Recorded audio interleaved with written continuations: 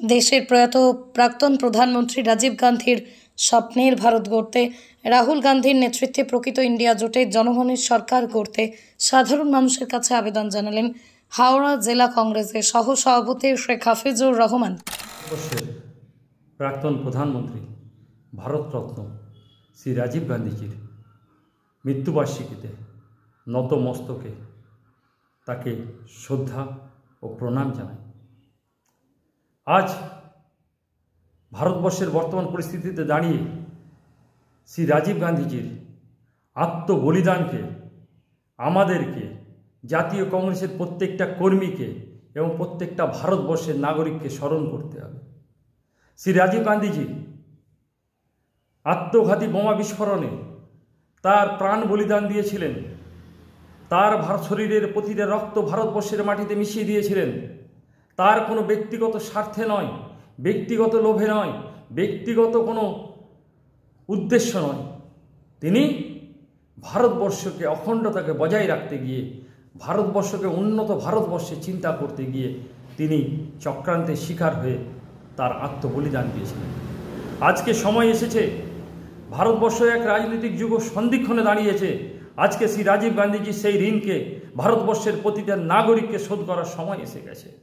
আজকে আমাদেরকে ভাবতে হবে যে কথা, যে উদ্দেশ্যে, যে স্বপ্ন নিয়ে শ্রী রাজীব গান্ধীজি নিজের জীবনকে পরোয়া না করে তিনি আত্মবলিদান দিয়েছিলেন, তার শরীরের রক্তকে ভারতবর্ষের মাটিতে মিশিয়ে দিয়েছিলেন, সেই ভারতবর্ষকে, গরিব মানুষকে রক্ষা করতে হবে, উন্নত ভারতবর্ষকে গড়ে তুলতে হবে, বেকারদের চাকরি দিতে হবে, ভারতবর্ষের শিল্প পরিকাঠামোতে ভরে তুলতে হবে, ভারতবর্ষের শিক্ষার উন্নয়ন ঘটাতে হবে, ভারতবর্ষের গরিব মানুষকে গরিবী রেখার উপরে তুলতে হবে। আজকে সেই ভারতবর্ষকে গড়তে হবে যা রাজীব গান্ধীজির স্বপ্ন ছিল। আজকে নরেন্দ্র মোদীর 10 বছরের শাসনে ভারতবর্ষ সেই জায়গা থেকে সরে গেছে।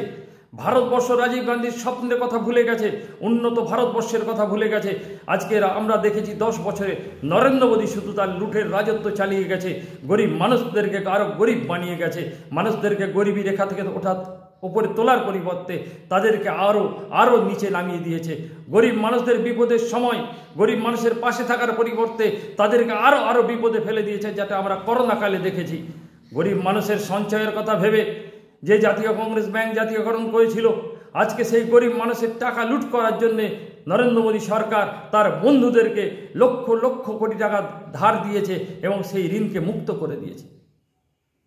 আজকে সেই ধ্বংসাত্মক রাজনীতি নরেন্দ্র মোদী যেটা ভারতবর্ষকে চালাচ্ছে, সেই ধ্বংসাত্মক রাজনীতি থেকে মুক্ত পেতে গিয়ে জাতীয় কংগ্রেসের নেতৃত্বে আগামী লোকসভা নির্বাচনে যে 5টা পর্যায়ে নির্বাচন হয়ে গেছে, মানুষ তার নরেন্দ্র মোদীর বিরুদ্ধে রায় দিয়েছে। আগামী শেষ 2টি পর্যায়ে যে লোকসভা নির্বাচন হবে, সেই লোকসভা নির্বাচনে জাতীয় কংগ্রেসের কর্মী হিসাবে বলছি, প্রত্যেকটা জাতীয় কংগ্রেসের কর্মীরা যেমন রাজনীতিগতভাবে নরেন্দ্র মোদী সরকারের বিরুদ্ধে ভোট করবে, তেমনি প্রত্যেকটা সুস্থ মানসিকতা সম্পন্ন ভারতবাসী জাতীয় কংগ্রেসের কর্মীদের পাশে দাঁড়াবে এবং ইন্ডিয়া জোটের তার সঙ্গীদের পাশে দাঁড়াবে। নরেন্দ্র মোদী সরকারকে এই লোকসভা ভোটে সমূলে উৎখাত করতে এবং 4ঠা জুন যার রূপ দেখতে পাবো, আগামী 4ঠা জুন শ্রী রাহুল গান্ধীজির নেতৃত্বে আইএনডিএ জোটের সরকার হবে। কারণ আইএনডিএ জোটের নেতা শ্রী রাহুল গান্ধীজি শুধু দিল্লির গদিতে বসে গরিব মানুষের কথা ভাবেননি, তিনি 4060 কিলোমিটার পদযাত্রা করেছেন কন্যাকুমারিকা থেকে কাশ্মীর পর্যন্ত। খালি ভারতবর্ষের যত জাতি, বর্ণ, ধর্ম, সমস্ত যত প্রকারের মানুষ আছে তাদের সঙ্গে মেলামেশা করেছেন, তাদের সুখ দুঃখের কথা ভেবেছেন, তাদের কথা ভেবে তাদের কিভাবে উন্নয়ন করা যায় তার স্বপ্ন নিয়ে ভেবেছেন, তাদের কিভাবে বাস্তবে রূপদান করা যায় তার কথা ভেবেছেন। ঠিক তেমনি মণিপুর থেকে 6713 কিলোমিটার পদযাত্রা করে মহারাষ্ট্র পর্যন্ত পায়ে গাড়ি নিয়ে পদযাত্রা করেছেন। গাড়ি নিয়ে পদযাত্রা করে তিনি বুঝেছেন মানুষের সঙ্গে মিশে ভারতবর্ষের সমস্যা কোথায়, ভারতবর্ষের গরিব মানুষের উন্নয়ন করতে হবে কীভাবে, ভারতবর্ষকে আগিয়ে নিয়ে যেতে হবে কীভাবে, ভারতবর্ষের বেকারের চাকরি কীভাবে হবে, কলকারখানা কীভাবে গড়ে উঠবে, ভারতবর্ষের বিজ্ঞানের কীভাবে উন্নতি হবে, উন্নত ভারতবর্ষ কীভাবে গড়ে উঠবে, গরিব মানুষকে আরও গরিবী রেখার উপরে কীভাবে তোলা যাবে তার স্বপ্নের কথা ভেবেছেন। তার অভিজ্ঞতা সঞ্চয় করে তিনি দিল্লির গদিতে 4ঠা জুন বসতে যাচ্ছেন। আজকে ভারতবর্ষের প্রত্যেকটা নাগরিকের উচিত যে জাতীয় কংগ্রেসের পাশে দাঁড়ানো, আগামী দুটি পর্যায়ে লোকসভা নির্বাচনে জাতীয় কংগ্রেস এবং ইন্ডিয়া জোটের সঙ্গীদের বিপুলভাবে ভোট দেয়া।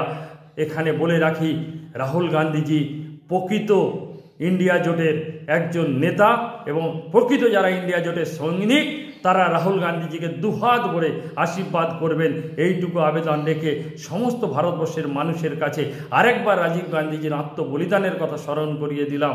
রাজীব গান্ধীজির স্বপ্ন সেদিন পূর্ণ হবে, রাজীব গান্ধীজির, শ্রীমতী ইন্দিরা গান্ধীজির আত্মবলিদান সেদিন পূর্ণ হবে যেদিন 4 জুন রাহুল গান্ধীজির নেতৃত্বে নরেন্দ্র মোদী সরকার উৎখাত হবে দিল্লির গদি থেকে এবং ইন্ডিয়া জোটের সরকার যার নেতৃত্ব দেবেন শ্রী রাহুল গান্ধীজি। এইটুকু বলে আমি আমার আবেদন শেষ করলাম। জয় হিন্দ, বন্দে মাতরম।